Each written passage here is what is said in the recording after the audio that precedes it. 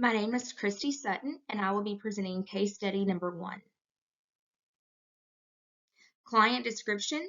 My client is age 5 years old, gender, male, diagnosis, autism spectrum disorder, communication, nonverbal, therapy. He receives occupational and speech therapy 3 times a week for 30 minutes a day in a clinic setting. He also receives one-on-one ABA services 8 hours a day in a clinic setting. If my client has OT and ST, 30 minutes a day, which would usually be on Monday, Wednesday, and Friday, he receives 7.5 hours of one-on-one ABA services. The behavior of concern for my client is self-interest behaviors. It is operationally defined as any instance of head banging on a surface or slapping self with force to make a sound and/or to leave a mark on self.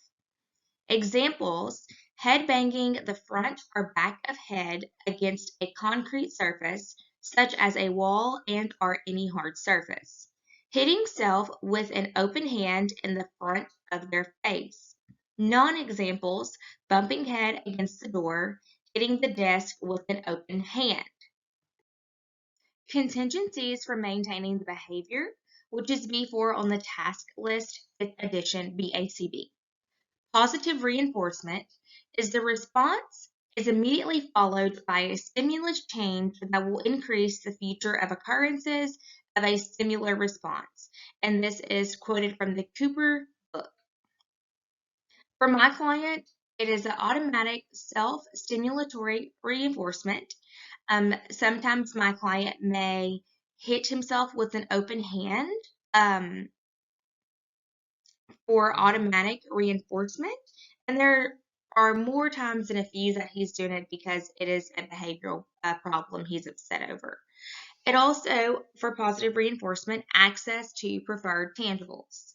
Negative reinforcement, the response that produces termination or avoidance of a stimulus that increases future occurrences of the response. This is also quoted from the Cooper book. For my client in particular, it is escape of demands placed on him by the BCBA and our behavioral technician. It is also escape from non-preferred tasks and our tangibles. An example of this for negative reinforcement would be when we are trying to teach our client a new goal and he does not like the demand that is placed on him. And also whenever our client has to do non-preferred tasks, which is the new goals he's learning, or also doing a small bit of schoolwork like learning his ABCs or completing a puzzle, something small like that. Completion of assessments. We utilize the reinforcer assessment. It is utilized to determine the effects of a given stimulus as a reinforcer for a behavior under various changing conditions and assesses the comparative effectiveness of multiple stimulus as a reinforcer for a given behavior. This was quoted from the Cooper book as well. For my client, edible tangibles, which included fruit snacks, any sweet, chewy candy, cheese puff balls, and other tangibles included iPad time, television time to watch Bluey, Mickey Mouse, Paw Patrol, and of course, jumping on the trampoline, which he absolutely loves. Antecedent behavior consequence, which is a data collection, ABC, was also utilized. Data was collected on my client for approximately 3 to 5 days by the BCBA and our behavior technicians, which I was one of the behavior technicians. We also utilized a functional behavior assessment, an FBA, on my client, and an FBA is the direct observation of the behavior, and the observations are conducted under natural conditions in a systematic order. This was quoted from the Cooper book as well. Implementation of interventions that were utilized for my client was the functional communication training, which is also part of the differential reinforcement to alternative behavior, which is known as DRA. A limitation to the FCT, which is functional communication training, is it can evoke problem behavior. However, for my client, we utilized FCT to teach him appropriate ways and behaviors to man for break and no. We utilized appropriate behaviors through the American Sign Language and an AAC device. My client has an AAC device that was implemented on his iPad by his speech therapist due to him being nonverbal. And on this device, the LAMP program was programmed into his iPad, and it's utilized with little icons, teaching him how to man for appropriate things like food, break, and no. But for this particular case study, we utilized break and no. BCBA and behavior technicians provided the client with a 2-minute break when he appropriately manned it. We also utilized the pre-MAC principle: first work, then play, and that worked very well.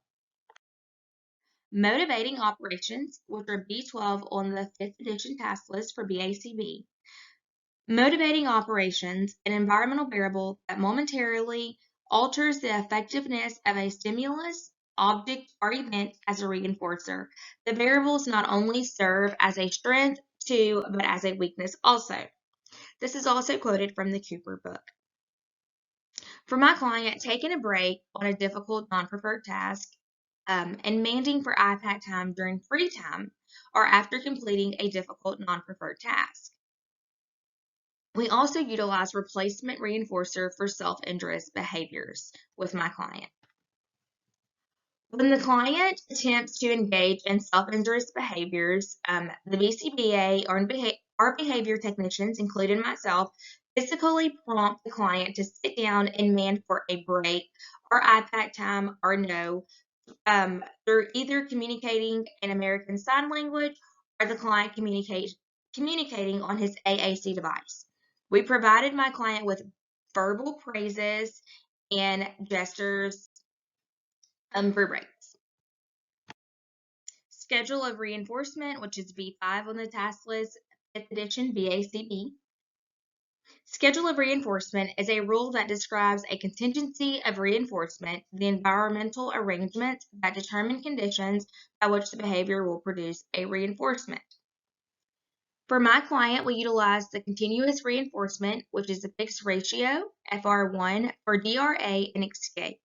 We utilize this at the start of the intervention and currently. The response continuously reinforced at every occurrence by providing a break or iPad time to teach time each time my client would man appropriately. For a future intervention, gradually prompt fading and fading of CRF/FR1, which is fixed ratio. Generalization and maintenance of treatment, B11 from the 5th edition task list, BACB. Generalization, client behavior changes across various settings, in clinic and home and occupational and speech therapy. The BCBA conducted parent trainings for parents to be properly trained to conduct interventions in home settings. Maintenance for this client is independently utilizing ASL and AAC device without assistance. Independently utilizing the ASL and AAC device across all settings when needing a break, iPad time, or no time instead of engaging in self-injurious behaviors such as head banging or slapping himself with an open hand in the face. The outcome of my client's behavior is to decrease client self-injurious behaviors, increase client tolerating the pre-MAC principle, which is first in on non-preferred tasks across all settings, in home, in clinic, and occupational and speech therapy, increase in functional communication, which is American Sign Language and his AAC device, increase in consistency across settings in home, in clinic, and occupational and therapy settings as well. And my reference was the Cooper book. I would like to note that 98% of individuals diagnosed with autism spectrum disorder have either a self-injurious behaviors, sleeping disorder, feeding disorder, tantrums, and or aggression.